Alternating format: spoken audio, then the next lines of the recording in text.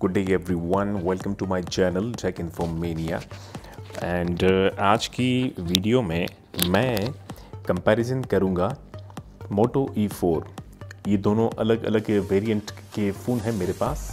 और ये जो गोल्ड कलर में है ये जो वेरिएंट है ये डुअल सिम वेरिएंट है, और जिसका बूट लोडर जो है हम अनलॉक कर सकते हैं। और इसका जो चिपसेट है वो है मीडियाटेक का। और ये वाला जो वेरिएंट है ये है USA वेराइजन का वेरिएंट वाला फ़ोन है मोटो E4, जिसका बूट लोडर जो है अनलॉक नहीं होता और हम इसमें कोई कस्टम रिकवरी फ्लैश नहीं कर सकते हैं, ना ही इसको रूट कर सकते हैं। तो इसमें चिपसेट जो है वो स्नैपड्रैगन का इस्तेमाल है। तो दोनों का रैम जो है 2 GB है, और सिर्फ ये है कि मीडियाटेक का चिपसेट एंड स्नैपड्रैगन का चिपसेट। तो आज कंपैरिजन करते हैं कि मीडियाटेक ज़्यादा फास्ट है या स्नैपड्रैगन। रैम दोनों की 2 GB है। आप सिर्फ इसकी अगर बॉडी को देखें तो इसका जो फिंगरप्रिंट सेंसर है, जो स्कैनर है, वो थोड़ा सा इसका ज़रा सा फिनिशिंग थोड़ी सी चेंज है बनिस्बत USA वेरिएंट के। ये थोड़ा सा दबा हुआ है, नीचे की तरफ है, और ये थोड़ा सा उभरा हुआ है ऊपर की तरफ। इसके अलावा मीडियाटेक वाले जो चिपसेट वाला वेरिएंट है इसमें यहाँ LED नोटिफिकेशन लाइट छोटी सी दी हुई है। मुझे भी अंदाज़ा नहीं था, लेकिन जब बाद में मुझे पता लगा, जब कोई नोटिफिकेशन आई तो यहाँ एक छोटी सी बारीक सी लाइट जो है वो ब्लिंक कर रही थी। और इसका जो स्पीकर है, आउटपुट जो स्पीकर ग्रिल है वो इसका पीछे की तरफ दिया है, और आवाज़ इसकी तेज़ है काफ़ी। इसके अलावा जो USA वेरिएंट वाला जो सेट है तो इसमें कोई नोटिफिकेशन LED नहीं है, और स्पीकर ग्रिल जो है वो यहाँ कहीं भी नहीं है। और स्पीकर ग्रिल जो है वो यही है, जो ईयर पीस है वो ही इसका स्पीकर ग्रिल है।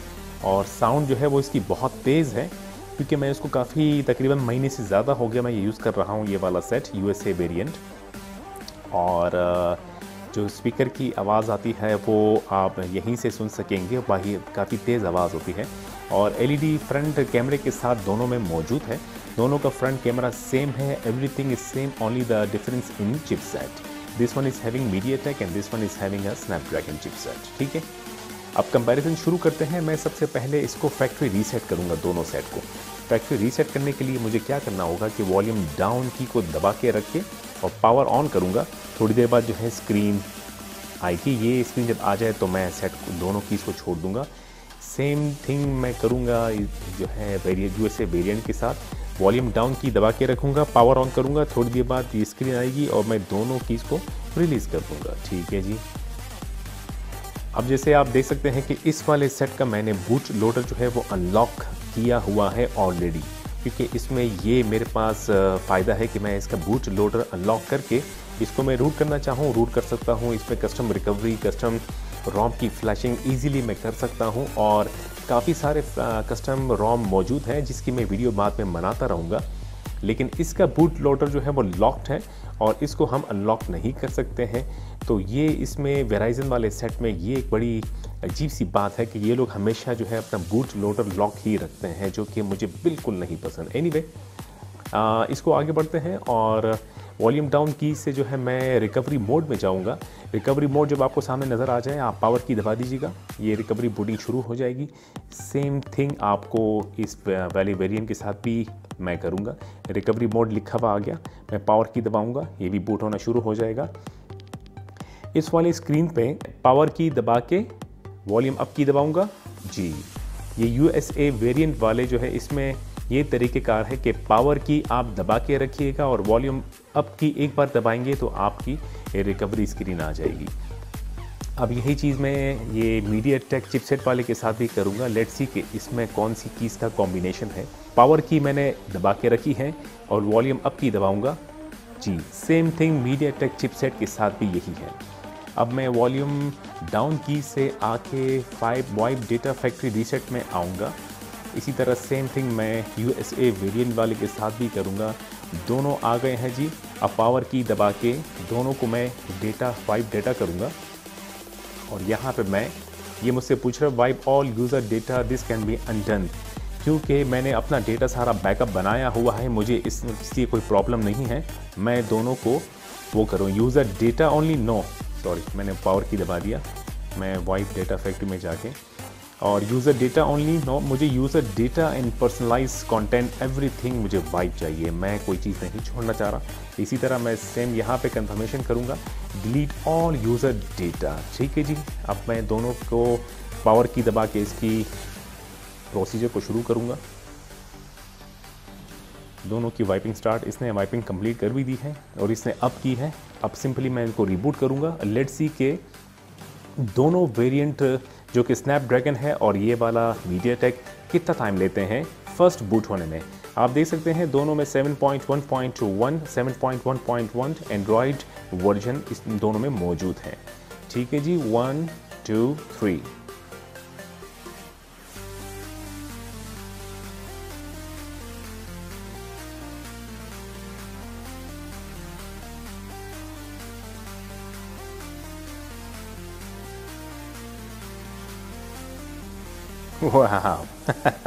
आई थॉट कि स्नैपड्रैगन जो है वो बीट कर देगा मीडियाटेक को, लेकिन मीडियाटेक जो है वो बीट कर गया स्नैपड्रैगन को। मीडियाटेक जो है वो पहले बूट हो चुका है और ये वेराइजन जो कि स्नैपड्रैगन वाला है वो काफ़ी टाइम बाद बूट हुआ है। तो फर्स्ट बूट जो है वो कंप्लीट हुआ।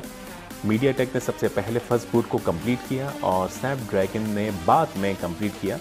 एंड दोनों में कुछ भी नहीं है, दोनों का डेटा बिल्कुल वाइप हो चुका है। चलें जी, अब मैं इस स्क्रीन को जो है आगे बढ़ाता हूँ।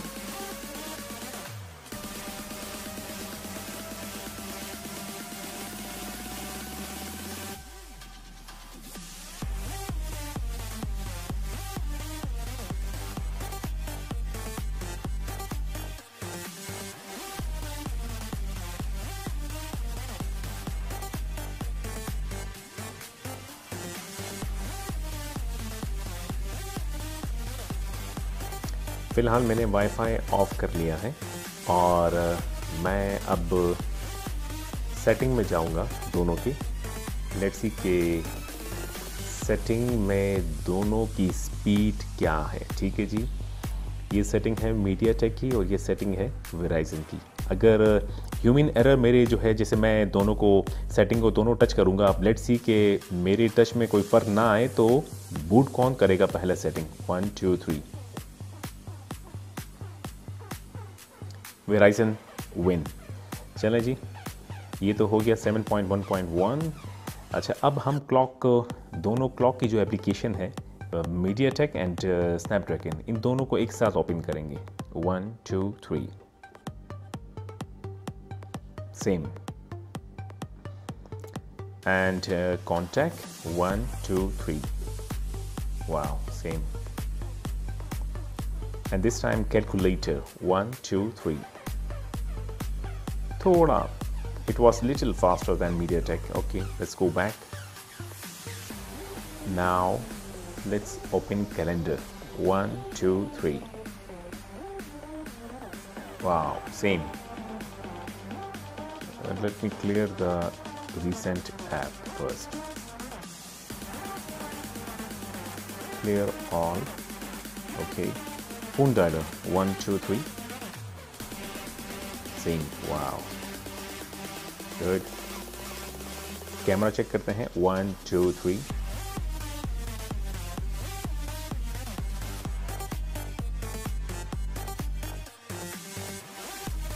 सेम। कैमरा भी almost same. Music player, play music 1 2 3,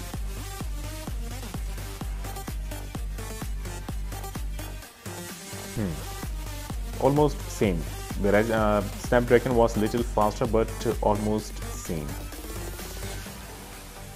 So this was the comparison of Snapdragon and MediaTek and I think इतना फ़र्क नहीं है। like समझ ले कि थोड़ा कहीं जगह, किसी जगह पे Snapdragon थोड़ा फास्ट है तो किसी जगह पे MediaTek, but if someone is going for MediaTek तो मैं ज़्यादा मशवरा जो है MediaTek का दूंगा।